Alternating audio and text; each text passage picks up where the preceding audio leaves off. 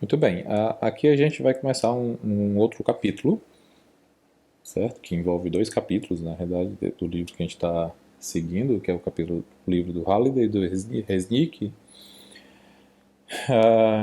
E aqui a gente vai falar sobre energia e trabalho, certo?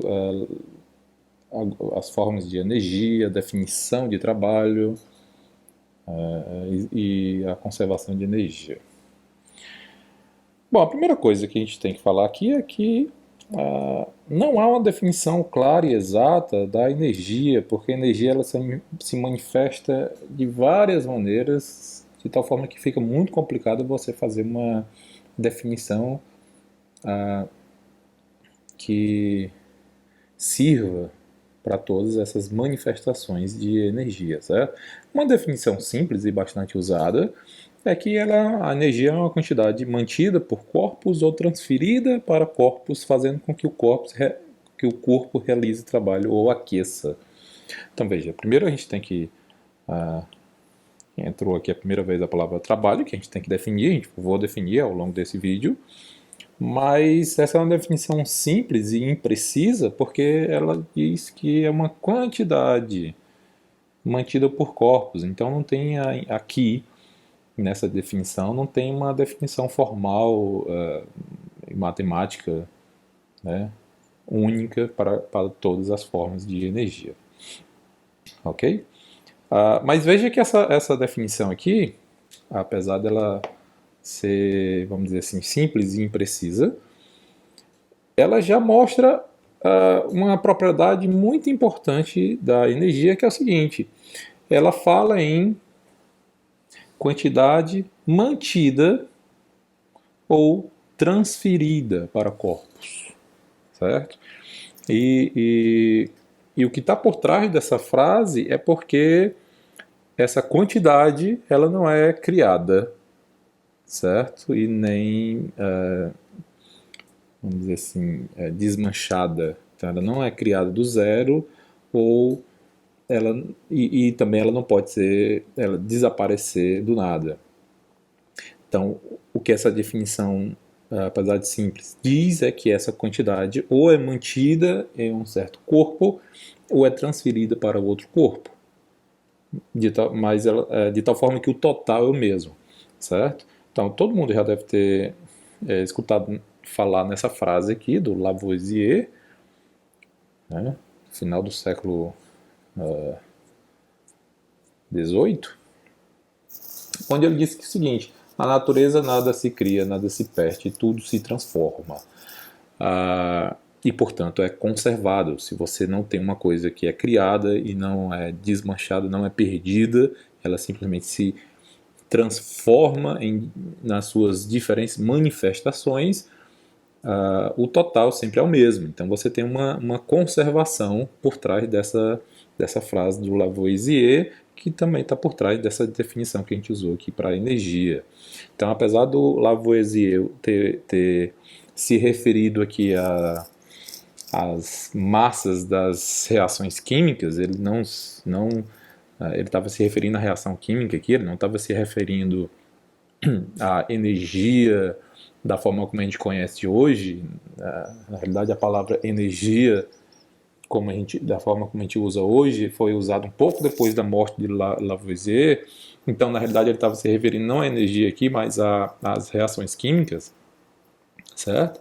Essa frase é bem emblemática para entender a conservação da energia, que na realidade não é eu vou deixar isso para um próximo vídeo. No próximo vídeo a gente fala mais sobre conservação de energia, certo? Então aqui é mais definição. Vou falar também sobre o teorema trabalho-energia cinética. Muito bem. Aqui algumas formas. Eu peguei essa tabela da Wikipedia e aqui a gente tem algumas formas de energia, né? Então veja, peguei do Wikipedia em inglês, né? Mas vou ler aqui para vocês. Então a gente tem energia mecânica, energia elétrica, energia magnética, energia gravitacional, certo? Energia química, que é devido às ligações químicas dos átomos, a energia de ionização, que é devido à ligação de elétrons nos átomos, energia nuclear, então a energia definida obviamente, no núcleo, né? Que faz com que o núcleo seja estável. A energia cromodinâmica, aí está relacionado com quarks, né? Quem não sabe o que é quarks, são partículas subatômicas, onde prótons e nêutrons, por exemplo, são feitos de partículas menores, né? Essas partículas menores são chamadas quarks. Então, a energia elástica, a energia de ondas, né? Então, ondas, por exemplo, você pode ter tanto onda mecânica como onda sonora. Na verdade, onda sonora aqui tem um erro, né? Porque onda sonora faz parte de uma onda mecânica, né? É um tipo de onda mecânica. Ok? Energia térmica, até a energia do repouso, esse rest energy, chamada energia do repouso. Claro que a gente não vai estudar a maioria dessas energias aqui, a gente não vai. A radiação também é um tipo de energia que a gente não vai usar aqui, mas é simplesmente uma tabela com exemplos de formas de energia, certo? Então, o que acontece quando uma energia passa de um corpo para outro, a soma é a mesma.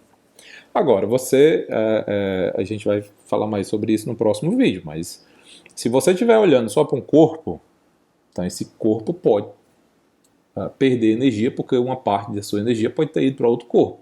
Então, se você não estiver olhando para esse outro corpo, olhando só para o primeiro, você não tem uma conservação de energia. Então, para você ter saber, né, que a energia se conservou, você tem que olhar para todas as possibilidades, né, ou considerar, né, na sua conta, né, todas as possibilidades para onde essa energia pode ter ido ou se transformado, certo? Se você não leva em consideração tudo isso, obviamente que o total, a energia total que você está considerando, ela pode ser menor ou maior, né? Por exemplo, você pode estar olhando um corpo que perde energia para o ambiente. Se você deixar, por exemplo, um café, um copo de café quente, e deixa aí na sua mesa, então ele tem energia térmica relacionada com a sua temperatura. Se você deixar ele em repouso aí durante meia hora, você vai perceber que ele se esfriou, então ele perdeu energia. Então essa energia foi para o ambiente, aqueceu os átomos do ar próximo de onde ele estava, e claro que esses átomos estão andando aleatoriamente aí pelo ambiente, e aí foi aquecendo outros átomos. Então houve uma dissipação de energia. Então, se você, na sua consideração, né, olhar apenas para o seu copo de café, você teve uma perca, claro, de energia. A energia só vai ser considerada nesse caso se você considerar aquela quantidade de energia térmica perdida para o ambiente. Então você teria que considerar aí o ambiente também, certo? Bom, dois tipos de energia que a gente vai usar bastante aqui nesse vídeo é a energia cinética, certo? E o trabalho, né? Trabalho mecânico.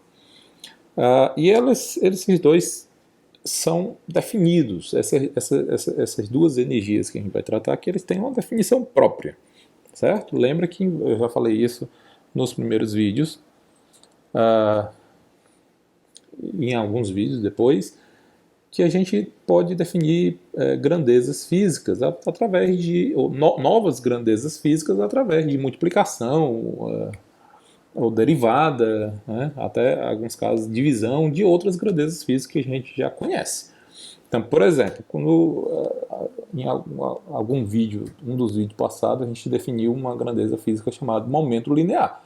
Então, para um determinado corpo que tenha massa e que possui velocidade, a gente define o momento linear desse corpo, dessa partícula, simplesmente pela multiplicação da massa dele vezes a velocidade que ele possui num determinado instante de tempo. Certo? Da mesma forma, a gente vai definir energia cinética. Então, a energia cinética de um corpo é a massa do corpo vezes a velocidade ao quadrado, veja, é o módulo da velocidade ao quadrado. Então, enquanto o momento linear é um vetor, por quê? Porque ele é igual a massa vezes velocidade é um vetor, então você está multiplicando aí uma escalar Deixa eu pegar aqui uma. Então, enquanto o momento linear é a multiplicação de um escalar, que é a massa, vezes um vetor, que é o vetor velocidade, multiplicação de um escalar com um vetor, isso também é um vetor. Então, momento linear, da forma como ele é definido, ele é uma grandeza vetorial. Agora, quando a gente pega o módulo desse vetor, multiplica ao quadrado, isso aqui é uma grandeza escalar. Multiplica também pela massa e divide por 2, isso aqui é a definição da energia cinética. Bom, tem gente que usa a letra K, normalmente em textos em inglês usam a letra K para representar a energia cinética, ou você pode usar um E índice C, certo? Eu vou usar esse E índice C. Então essa aqui é a definição de energia cinética, obviamente que a energia em qualquer das suas manifestações, ela é uma grandeza escalar.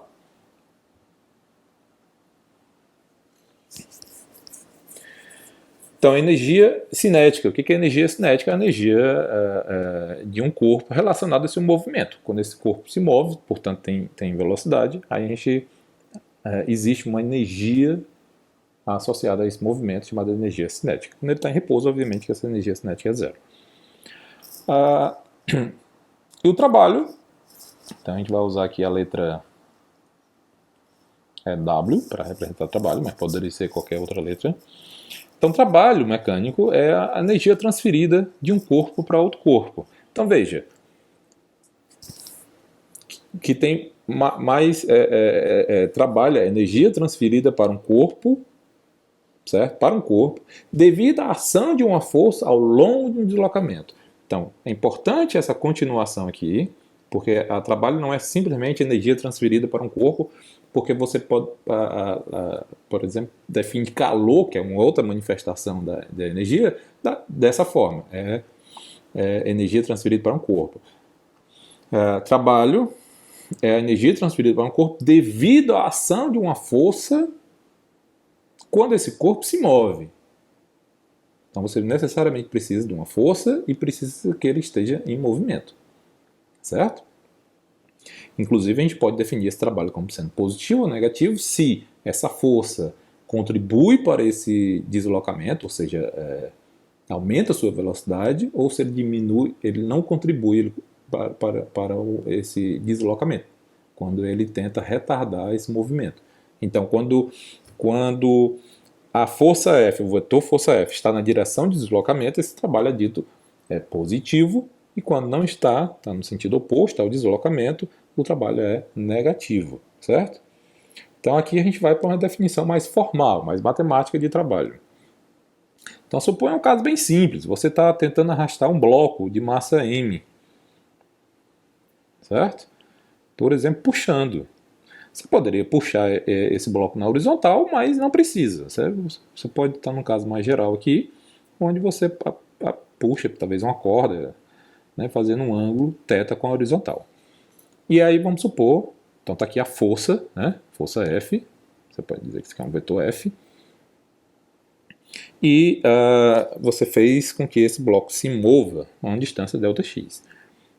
Então veja, a definição mais simples de trabalho é a componente da força na direção de deslocamento. A componente da força, bota aqui em vermelho, a componente dessa força aqui é o que? O F cosseno de θ.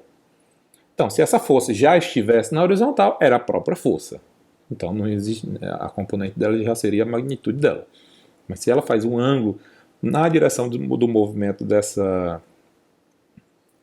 desse corpo, então, esse aqui é a componente da força na direção desse deslocamento, né, ao percorrer um deslocamento Δx.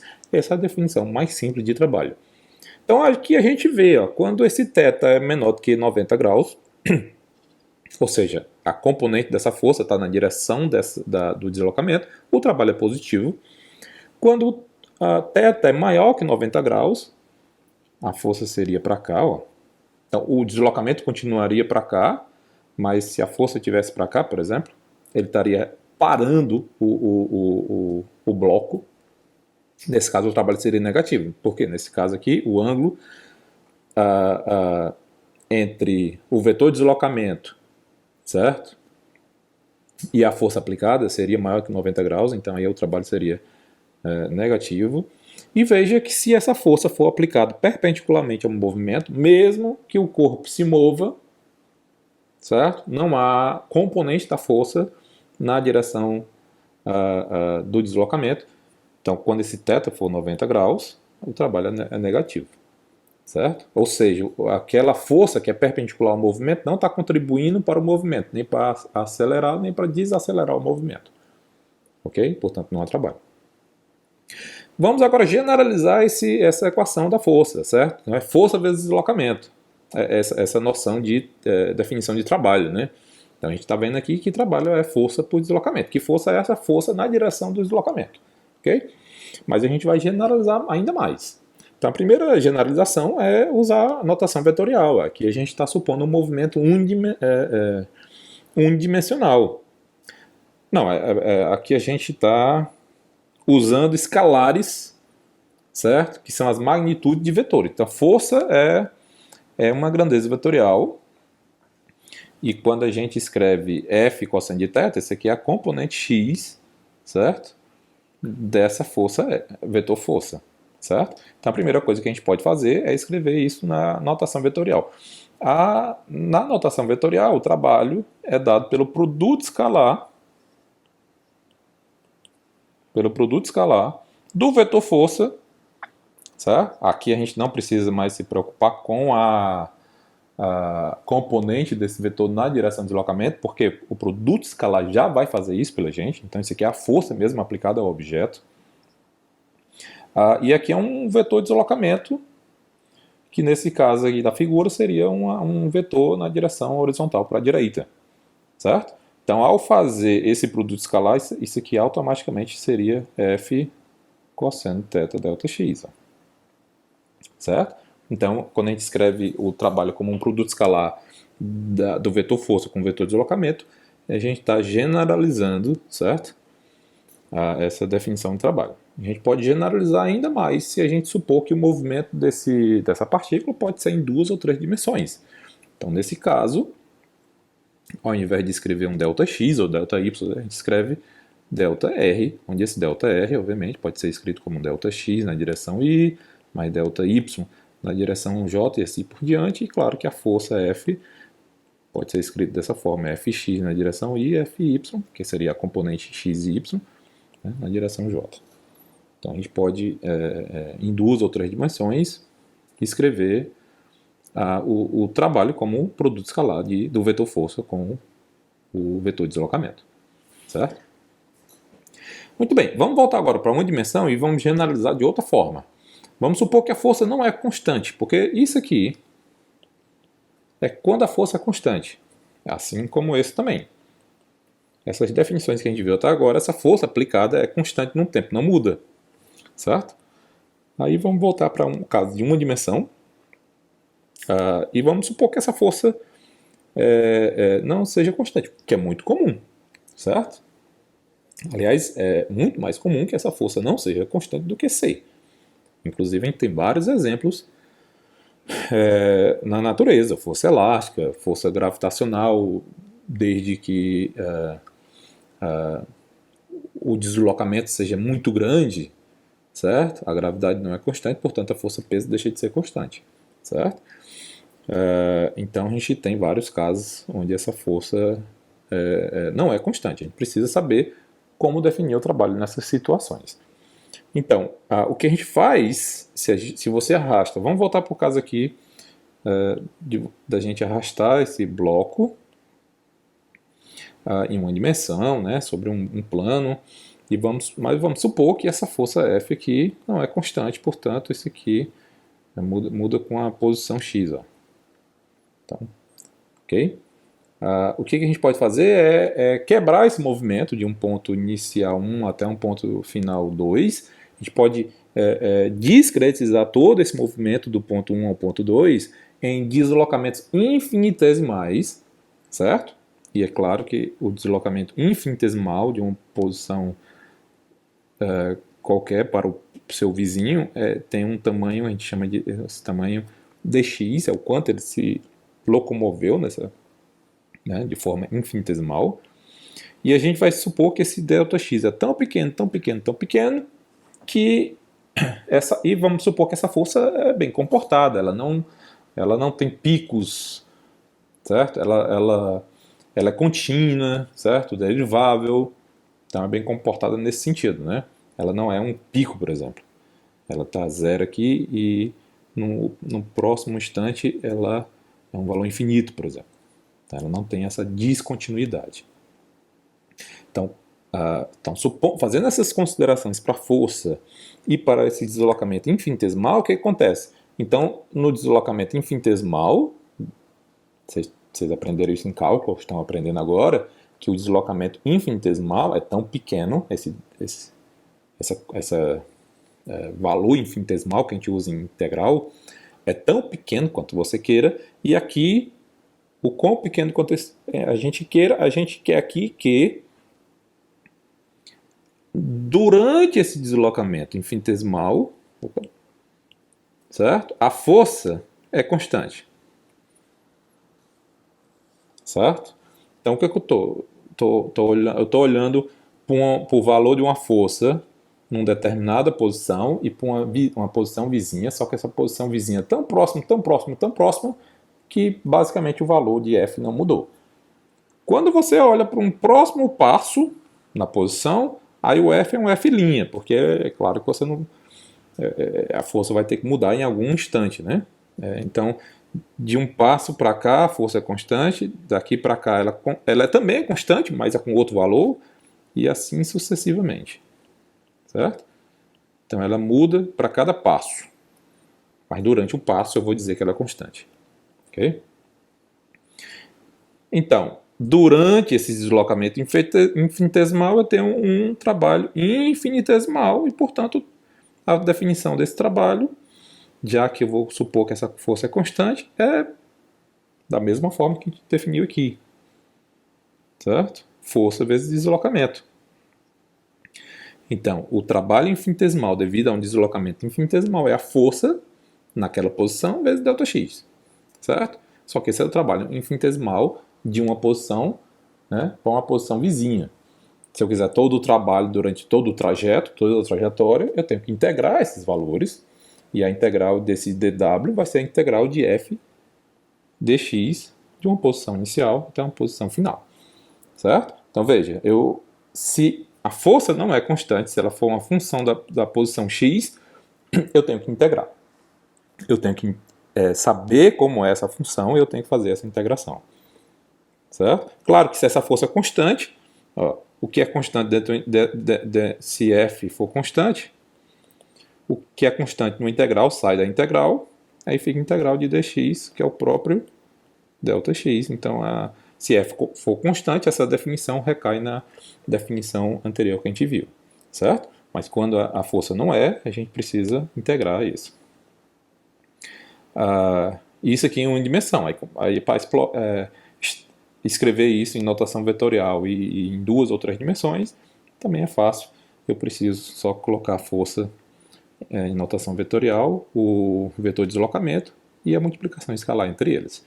Certo? Então, essa forma aqui é a forma mais geral que a gente tem para trabalho, certo? A integral do produto escalar do vetor força com o vetor de deslocamento. Certo? Então, essa equação é mais geral, mas ela recai naquela equação mais simples que a gente conhece desde o ensino médio. Ok? Muito bem, alguns exemplos. Exemplo 1. A força-peso. O que eu estou chamando de força-peso aqui é quando você deixa um corpo cair próximo à superfície da Terra. Por exemplo, se você deixar sua caneta cair, uma bola, desde que essa altura com que ele caiu, certo? Aqui pode ser o solo, por exemplo. Né? Essa altura com que ele se moveu é muito menor do que o raio da Terra, certo? Condição para que a aceleração da gravidade seja constante. Se a aceleração da gravidade é constante, a força-peso é constante. Massa vezes a gravidade, certo? Então, nesse caso, a força é constante. Então, não precisa integrar. Então, trabalho é força, que é a força peso, vezes o deslocamento, que eu estou chamando de ΔY. Então, veja que se ele está caindo, esse trabalho é positivo. Certo? Mas se você rebola uma bola para cima, o deslocamento dele está indo para cima, a força é sempre para baixo, mas o deslocamento está indo para cima. Nesse caso aqui, o ângulo entre esses dois vetores é de 180 graus e, portanto, o trabalho seria aqui negativo. Então, seria um mg ΔY. Aí você tem que ter cuidado, porque se ele estiver caindo, como é que você vai definir esse ΔY aqui? Ó? Se você colocar aqui um eixo de referência onde o y igual a zero é no solo e ele sai de uma altura maior, y1, e uma altura menor, y2, e ele cai de 1 para 2, certo? Se você definir esse ΔY como y2, que é o final menos o inicial, esse valor aqui na realidade vai ser negativo e isso aqui vai te levar para um trabalho negativo. Então você tem que ter cuidado com isso, certo? Uma solução é que você sempre use o módulo disso para você não se preocupar em errar o sinal porque você escolheu um sistema de referencial que lhe atrapalhou na sua análise, certo? Então você pode colocar isso sempre positivo e considerar ele positivo se ele cai, ou seja, se o deslocamento é na mesma direção da força, certo? E negativo se você jogar ele para cima. Então, enquanto ele está indo para cima, há um trabalho, certo? Há uma transferência com o corpo e a ação da gravidade, mas que nesse caso, enquanto ele estiver indo para cima, é negativo porque ele está sendo desacelerado, certo? Porque esses dois vetores aqui, deslocamento e força-peso, estão em sentidos opostos, ok? Então, tomar cuidado com isso, certo? Quando o trabalho é positivo e quando é negativo. Esse positivo e esse negativo, ele é independente, certo? De onde você colocou sua origem num determinado sistema de coordenada. Outro exemplo é o que eu chamei aqui de força gravitacional. Então aqui a força-peso é quando o G é constante. Força gravitacional aqui, então estou usando inclusive outra equação, que é a equação de Newton, é quando a aceleração Gzinho, aceleração da gravidade, não é necessariamente constante. Então você tem, quando você tem problemas de deslocamentos grandes, né? Ou então isso aqui é uma força elétrica, por exemplo. Isso aqui também serve para força elétrica, porque a fórmula matemática é muito parecida, né? Você tem duas cargas, né? Qzinho que é grande, dividido, separado pela distância x, né? Então a força elétrica entre elas, seja de atração, seja de repulsão, é Qzinho que é grande sobre x ao quadrado. Então, força gravitacional, a fórmula é a mesma, né? Claro que é constante e o significado físico é diferente, mas o comportamento matemático é o mesmo. Então, quando você... claramente, essa força não é constante, certo? Ela depende da distância entre as massas, ou no caso da força elétrica, das cargas. E aí, quando você substitui na definição da integral, né, do trabalho, na forma integral, esse G grande aqui, a massinha e a massa grande são constantes, sai da integral, você vai ter integral de dx sobre x ao quadrado, certo? De 1 x1 a 1 x2, ok? Quando você integra 1 sobre x ao quadrado, ou integra x elevado a menos 2, né, em x, o resultado disso é menos 1 sobre x. Só que aí você tem que substituir os limites. Então isso aqui vai ser 1 sobre x1 menos 1 sobre x2, certo? Então isso aqui é um exemplo, por exemplo, a força gravitacional ou a força elétrica, um exemplo de força não constante. Portanto, o trabalho tem que necessariamente ser calculado através dessa integral. Outro exemplo, a força elástica, que também não é constante. Força elástica é do tipo menos kx. Então tem um negativo aí, certo? Porque a força elástica sempre ela é chamada de força restauradora, certo? Porque ela sempre aponta para um ponto específico, certo? Por isso que aparece esse sinal negativo. Muito bem. Mas veja que ela é uma função de x, ela é uma função da distância que o corpo está daquela posição de equilíbrio. Então, quando ela sai dessa posição de equilíbrio, a força atua de tal forma que ela tende a trazer essa partícula de volta para aquela posição de equilíbrio, por isso menos.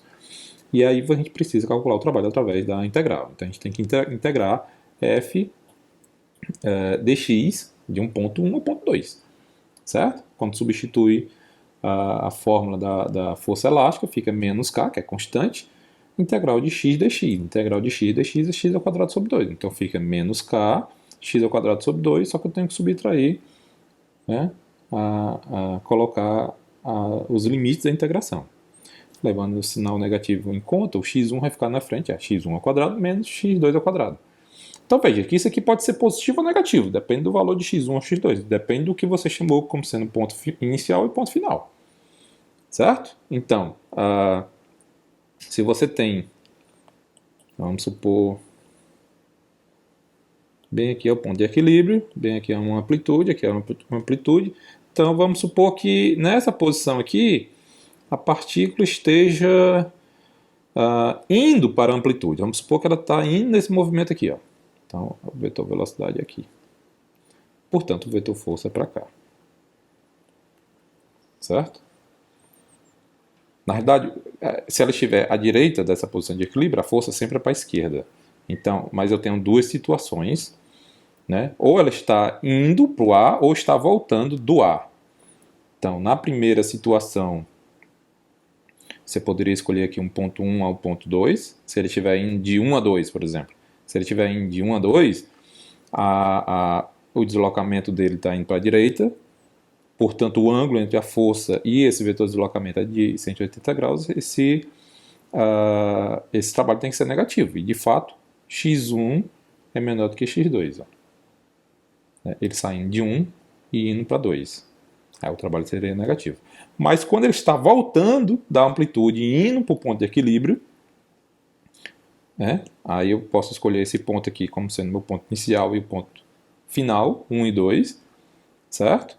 E aí o deslocamento seria para a esquerda, ok?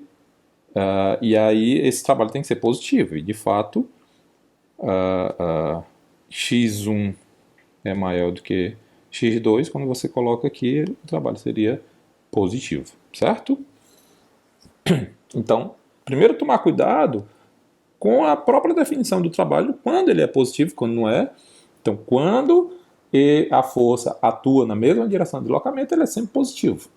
Não interessa como você considerou o seu sistema de coordenada. Não, se a força não for contrário ao deslocamento, esse trabalho é negativo. Certo? Bom, agora a gente vai falar sobre um teorema importantíssimo, né? Que é chamado teorema trabalho-energia. Às vezes as pessoas simplesmente dizem trabalho-energia, mas isso aqui é energia cinética. Então, mesmo quando não se diz trabalho-energia cinética, está implícito que essa energia é energia cinética. Muito bem, como é que a gente demonstra esse teorema? Vou demonstrar para vocês aqui, certo? E se a gente partir aqui dessa definição de trabalho mais geral, mas ainda em uma dimensão, para ficar mais simples, em uma dimensão mais geral, onde essa força ela não precisa ser constante, por exemplo, a gente precisa usar essa definição integral para o trabalho, certo? Então, o trabalho é integral da força vezes delta x de um ponto 1 ao ponto 2, ponto final, ponto final, ponto inicial a um ponto final. Substituindo F por MA, ó, certo? Considerando que essa massa é constante, essa massa pode sair mas não necessariamente a aceleração é constante, certo? A massa sendo constante, ela sai da integral, e aí a gente tem dentro da integral A, que eu posso escrever como sendo dv dt. Na realidade, o A, no vídeo que a gente viu sobre aceleração, eu mostrei isso para vocês, o A ele pode ser escrito como a derivada primeira da velocidade em relação ao tempo, ou usando uma coisa chamada lá em cálculo, que é a regra da cadeia, a gente pode escrever o A dessa forma, que é V vezes derivada de V em relação a X, ou dessa forma. A gente pode, na realidade, pode escrever a aceleração em termos de uma derivada do tempo ou em termos de uma derivada da posição. Certo? A aceleração é a derivada da velocidade em relação ao tempo, mas também é meio da derivada da velocidade ao quadrado em relação à posição. Okay? Então, se a gente usar essa última definição aí de aceleração, por que eu estou fazendo isso? Porque é o seguinte, ó, se eu olhar para cá, eu vejo que eu tenho uma integral e uma derivada dentro dessa integral. Certo? E a gente viu isso no teorema fundamental do cálculo, que essa derivada e essa integral podem se cancelar, mas só podem se cancelar se a derivada é feita em uma variável e a derivada e a integral também. Nesse caso aqui não é, certo? Então, por exemplo, a derivada é no tempo, mas a integral é na posição. Então aqui eles não se cancelam. Então o que eu estou fazendo aqui é, ao invés de escrever A como sendo a derivada da velocidade em relação ao tempo, eu estou escolhendo essa outra identidade da aceleração, onde a aceleração é escrita em termos de uma derivada da posição. E aí eu vou escrever isso aqui, vou substituir, na verdade, vou colocar aqui, vou trocar pelo A. O A vai ser meio da derivada de V ao quadrado dx. Quando eu fizer isso, eu vou ter massa dividido por 2, que é constante, sai da integral, e integral, certo? Da derivada em relação à posição de V ao quadrado, certo? Integrando também na posição. Então agora sim, essa integral e essa derivada podem se cancelar, lembrando que quando, de uma forma geral, uma função f de x, quando a gente tem integral da derivada de f em relação a x e a integral também em relação a x, de 1.1 a 1.2, o resultado disso, a integral e a derivada se cancelam, né? Eu não preciso nem conhecer essa função f. Ele se cancela de tal forma que isso aqui vai ser o ΔF. Quem é ΔF? É a função na posição 2, ou seja, a função em x2, no ponto x2, menos a função no ponto 1. É o ΔF, certo? Então, quem é a função no nosso caso? A função no nosso caso é v ao quadrado. Certo? Nesse caso aqui, ó. Certo? Então essa integral aí, integral de dv ao quadrado dx, integrando em relação a x, certo? Essa integral e essas derivadas vão se cancelar de tal forma que a gente vai ficar com v ao quadrado, certo? Só que substituindo os limites. Então eu vou ter o v ao quadrado na posição x2 menos v ao quadrado na posição x1.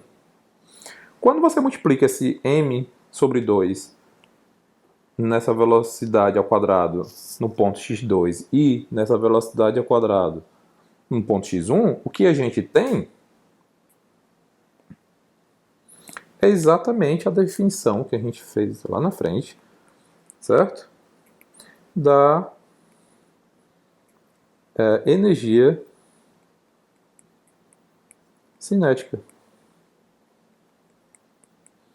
Então, essa aqui, massa, v ao quadrado sobre 2, onde essa velocidade é calculada no ponto x2, é a energia cinética que eu estou chamando de energia cinética no ponto 2. E massa, velocidade ao quadrado sobre 2, onde essa velocidade é calculada na posição x1, é a energia cinética no ponto 1. Então, o trabalho vai ser igual à energia cinética no ponto 2 menos a energia cinética no ponto 1. Isso aqui é a mesma coisa que o delta da energia cinética. Então, esse é o famoso teorema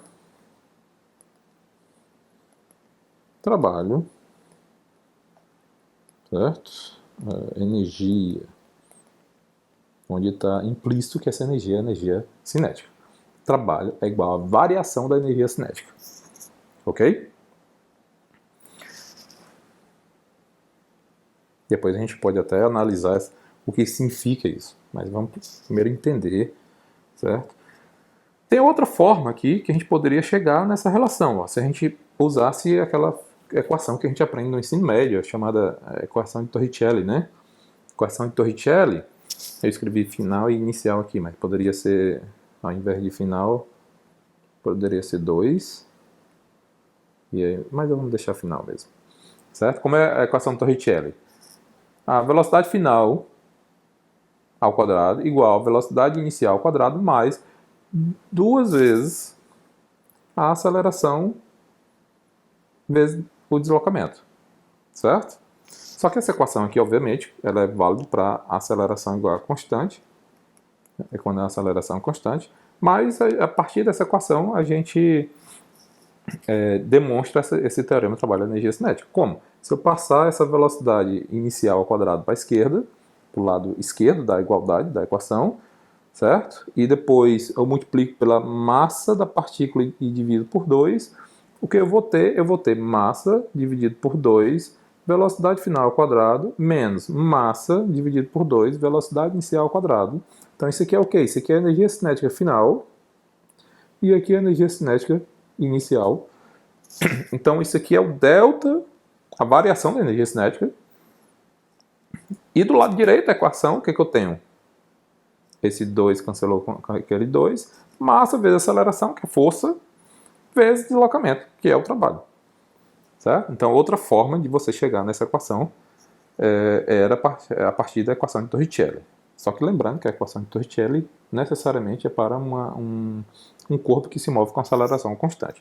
E o que a gente fez aqui é para um corpo que pode ter uma aceleração variável, certo? Mas obviamente que o resultado é o mesmo. Certo? Por quê? Porque esse teorema trabalha energia cinética. Ele é poderosíssimo, ele é válido se a força é constante, se a força não é constante. Ele é válido, inclusive, depois, na próxima aula, no próximo vídeo, a gente vai ver alguns tipos de força, forças conservativas, forças não conservativas. E esse teorema, essa igualdade aqui, continua sendo válido independente do tipo de força. Certo? Importantíssimo esse teorema. Na realidade, a própria definição da energia cinética pode ter vindo a partir daí, certo? Eu não tenho certeza de quem foi a primeira pessoa na história a escrever a energia cinética da forma como a gente conhece hoje, que é massa, velocidade ao quadrado sobre 2, mas eu desconfio que veio a partir daí. A pessoa encontrou que essa grandeza aqui, certo? Calculado em 2 pontos diferentes, um ponto 1, um ponto 2, um ponto inicial, um ponto final. Então a variação dessa grandeza é igual ao trabalho. Aí alguém teve a ideia de chamar essa grandeza de energia cinética, certo? Então desconfio que a própria definição da energia cinética tenha vindo do teorema do trabalho de energia cinética. Quer dizer, alguém primeiro descobriu, antes de terem usado esse termo, energia cinética, alguém percebeu que essa grandeza, a variação dessa grandeza era igual ao trabalho. Aí alguém resolveu, então vou dar um nome, isso que é importante, né? Então vou dar um nome para essa grandeza aqui. Claro que essa grandeza tem que ter unidade de energia, que é a mesma unidade que o trabalho tem, é unidade de energia, então recebeu o nome de energia alguma coisa. Né? Como era uma energia que envolvia a velocidade, era uma energia relacionada ao movimento da partícula, deram o nome de cinética, energia cinética. Bom, a gente pode fazer essa mesma prova em 2 dimensões e em 3 dimensões, certo? Eu vou fazer aqui rapidamente, porque é o mesmo passo a passo que a gente fez usando a integral, certo? Mas se a gente partir da definição de trabalho usando a integral, que é a integral do produto escalar do vetor velocidade ΔR e o vetor ΔR, que é o vetor de deslocamento, de um ponto 1 a um ponto 2, certo? Então, veja, eu estou eu estou usando notação vetorial, que significa dizer que isso aqui é válido, não é válido em 1D também, mas é válido em 2D e em 3D. E eu estou usando integral, que significa dizer que essa força não precisa ser constante, certo? Então, o que eu faço aqui é provar que esse teorema trabalha energia cinética é válido mesmo para um caso mais geral. Então, se a gente abrir esse produto escalar aqui, ó, né, supor que f, vetor f, é escrito como ele tem um fx, que é um componente em x, na direção y, mais fy, que é componente y na direção y, e que o vetor dr é escrito como sendo dx y mais dyj. O produto escalar desses dois vetores é esse vezes esse, mais esse vezes esse. Lembrando que o produto escalar te dá um resultado escalar. Então, aqui eu não tenho vetores, certo? Então, escrevendo esses vetores dessa forma, você decompondo esses vetores num sistema cartesiano, a gente pode sair daqui para cá. Certo? Essa integral de cima ela é escrita como duas integrais embaixo. Uma integral em x, outra integral em y. Se a gente tivesse em 3 dimensões, apareceria uma terceira integral referente à multiplicação da componente z da força vezes o deslocamento z. Certo? Também de um ponto 1 ao ponto 2. Mas eu vou fazer só em 2 dimensões, porque para expandir isso para 3 dimensões seria trivial. E aí a gente faz a mesma coisa que a gente fez antes. Escreve a força como massa vezes aceleração, só que essa aceleração é a componente da aceleração. Então, Fx é massa vezes a componente x da aceleração, e Fy é igual a massa vezes a componente y da aceleração. E usando aquela mesma relação, escrevendo a de x ao invés da derivada de v de x em relação ao tempo, eu estou escrevendo v de x é a componente da velocidade em relação a x, né? Eu vou escrever a componente a de x como sendo meio de dvx ao quadrado em relação a x. Então, só que eu faço isso para cada componente, x e y.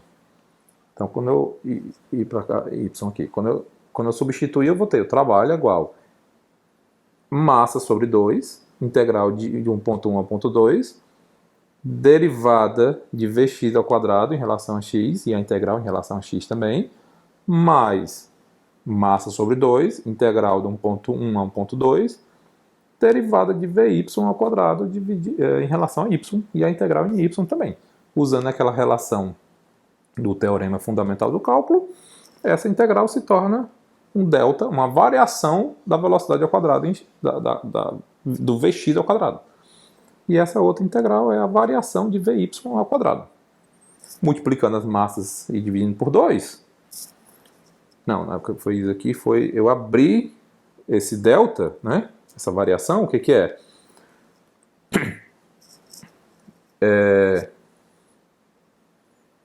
Então, isso aqui, ó, o que é? Isso aqui é Vx no ponto 2 ao quadrado menos Vx no ponto 1 ao quadrado. Certo? Quando a gente multiplica pelo m sobre 2, está aqui esse primeiro termo. E a mesma coisa aqui, ó, delta Vy, quem é delta Vy ao quadrado? É Vy ao quadrado no ponto 2 menos Vy ao quadrado no ponto 1. Quando multiplica por m sobre 2, o que a gente tem? A gente tem isso aqui embaixo. Certo? Então, a gente consegue trabalhar com esses termos e deixar juntar aqueles termos que é do ponto 1 e aqueles termos do ponto 2 juntos, a gente vai encontrar que a velocidade ao quadrado de x e de y, mas no ponto 2 sempre. E aqui embaixo, no ponto 1. Certo? Então, aqui, massa sobre 2 vezes a velocidade de x no ponto 2 ao quadrado mais a velocidade de y no mesmo ponto 2 ao quadrado. Isso aqui é a velocidade da partícula no ponto 2. Velocidade total, magnitude da velocidade. Só um minuto aqui. Eu tenho que colocar aqui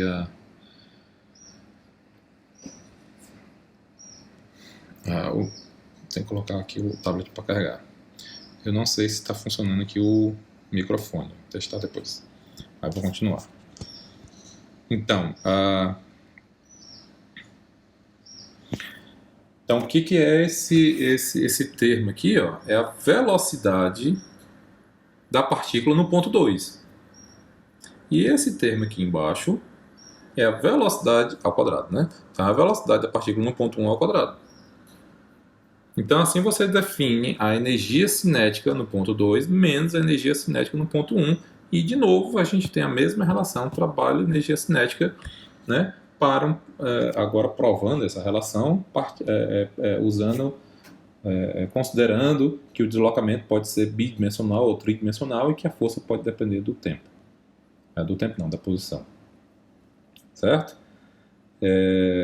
Então a gente encontra o mesmo teorema trabalho de energia cinética. Trabalho é igual a variação da energia cinética. Ok? Bom, aqui para terminar esse vídeo, só um pouco sobre potência. O que é potência? Né? Potência, por definição, é transferência de energia por unidade de tempo. Certo? Então, o tempo que você é o tempo da energia que você transferiu dividido pelo tempo que você precisou para transferir. Veja que essa transferência pode ser tanto de um corpo para outro corpo, certo? Por isso que a gente, quando você compra um eletrodoméstico, é importante saber a potência desse aparelho, porque ele está relacionado com o consumo de energia.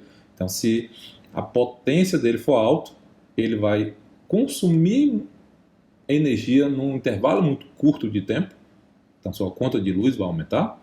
E se a potência dele for baixa, ele vai consumir uma determinada quantidade de energia em mais tempo. Certo?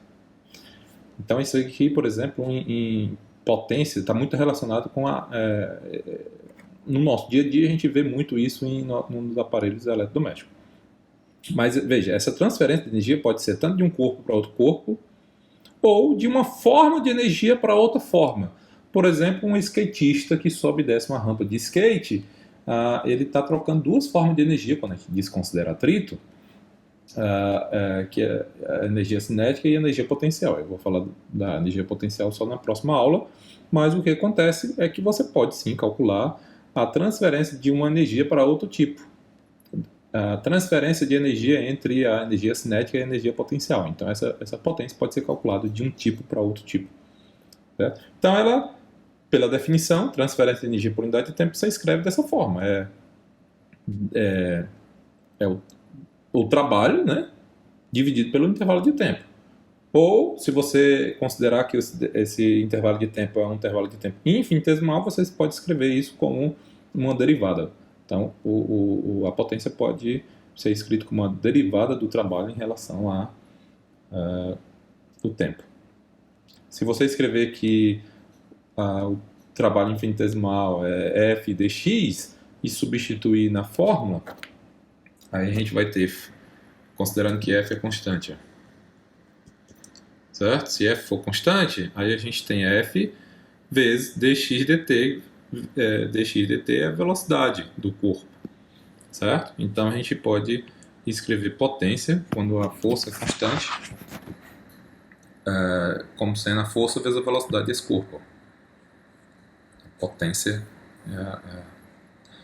lembrando de novo, é transferência de energia para unidade de tempo, certo? Então eu vou parar por aqui essa aula.